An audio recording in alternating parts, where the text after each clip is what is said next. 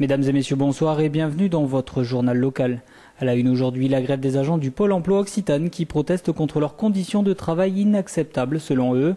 L'association ELA a présenté ce matin l'opération Mettez basket et bas la maladie.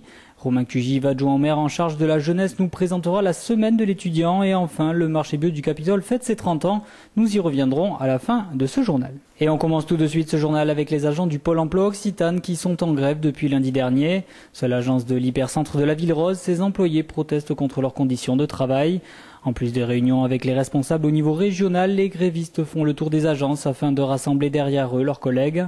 Nous avons rencontré Eric Zola, délégué syndical FO Pôle emploi Midi-Pyrénées. Il revient sur les revendications des manifestants.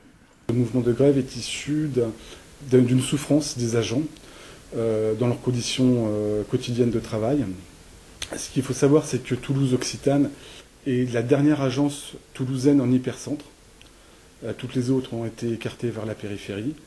Et donc il y a une population naturelle donc les collègues reçoivent énormément de monde.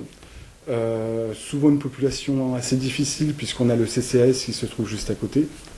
Et donc on sait très bien que le CCAS a pour vocation de domicilier certaines personnes sans abri pour leur faciliter les démarches administratives. Et donc c'est une population qui est parfois, on peut dire, difficile. Et donc à partir de là, les collègues d'Occitane, devant toute cette souffrance et ce malaise au travail, réclamaient simplement non seulement des effectifs à minima constants, puisqu'il y a quelques personnes qui sont détachées sur des missions, mais surtout l'embauche de 3 CDD spécifiques qui sont arrivés maintenant il y a 1 an et demi, et qui sont formés, autonomes, qui ont un portefeuille de demandeurs d'emploi, qui le gèrent parfaitement, donc ils connaissent le travail. Ce matin, l'association ELA, Association européenne contre les leucodystrophies, présentait la semaine d'action qui débute le 18 octobre prochain. Autour de nombreux événements comme une dictée lue par le joueur du Stade Toulousain Yannick Josion ou encore les opérations Mettez basket et bas la maladie, l'association compte bien sensibiliser le maximum de jeunes. On écoute Gérard Paulet, directeur régional de l'association, qui nous fait part de l'importance des petits dons. C'est le don des écoles, c'est-à-dire c'est les collégiens, c'est les écoliers, les lycéens, qui font le projet Mettez basket et bas la maladie à l'école, hein, et qui par des carnets de parrainage ramènent des sommes qui sont souvent dérisoires, 1 euro, 2 euros, parfois plus, et qui ont permis en 16 ans de pouvoir financer la moitié de la recherche que nous avons pu donner pour les leucodystrophies et maladies de la myéline, ce qui est énorme. On travaille en équipe, il y a des équipes de chercheurs, et donc ils travaillent ensemble au niveau européen. Nous, on est dans 6 pays. Le fait qu'on fonctionne en réseau qui ont fait qu'on a pu sauver les tout premiers enfants de leucodystrophie. Donc il y a une lueur d'espoir, il y a un traitement en cours à Milan, etc. Une approche aussi concernant un essai clinique 1 qui doit démarrer bientôt, et puis aussi il y a des essais cliniques malheureusement qui sont abandonnés. Voilà, donc ça c'est très cruel pour les familles qui pensent que le médicament est là, qu'on va sauver leur enfant, et puis finalement on leur dit ah ben non, finalement on abandonne le médicament, c'est terrible.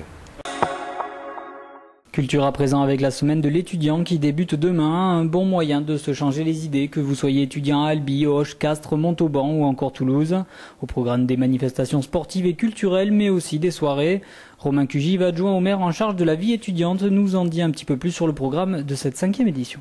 Cet événement, il évolue, ça fait maintenant 4 ans je crois qu'il existe à Toulouse, mais il évolue chaque année. Cet événement, cette grande semaine de l'accueil étudiant, comme son nom l'indique, a la volonté de faire découvrir aux étudiants qui arrivent, donc principalement aux primo-entrants, même si tout le monde peut participer aux différentes activités, qui sont des activités toujours gratuites, et cette semaine est organisée en fait par le PRES, le pôle de recherche et d'enseignement du supérieur, en collaboration avec les collectivités territoriales, la région, le département et la mairie, bien évidemment. Donc c'est de multiples activités qui sont proposées aux étudiants. Je pense à la visite de la chaîne de la 380, je pense à la soirée internationale de la région, et là encore je pense à ce qui sera l'événement fort de cette semaine, qui est la soirée de l'accueil des étudiants, qui aura lieu lundi prochain, le 18 à 19 h à l'Arche Maringot. Il y aura également une scène ouverte, donc j'invite tous les étudiants qui sont aussi des musiciens à la fois à venir jouer, à la fois à venir écouter la richesse du monde culturel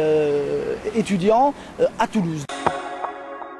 Et on termine ce journal en souhaitant un joyeux anniversaire aux exposantes du marché bio de la place du Capitole.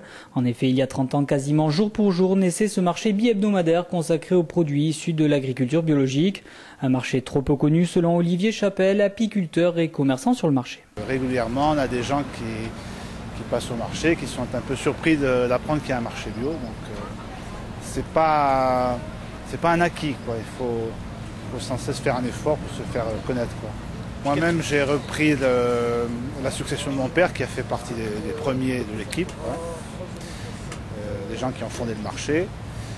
Et donc, j'ai commencé à le remplacer au marché depuis une quinzaine d'années, quoi.